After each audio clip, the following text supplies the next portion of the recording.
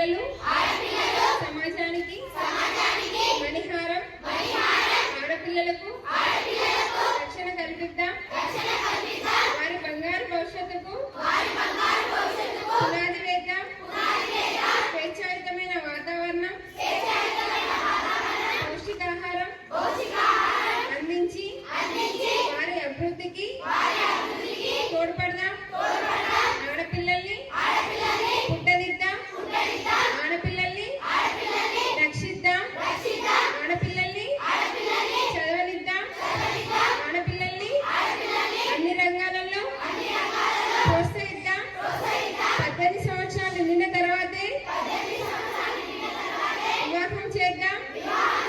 మనవంతు సహాయం అందించి బంగారు తెలంగాణకు బాటలు వేద్దాం.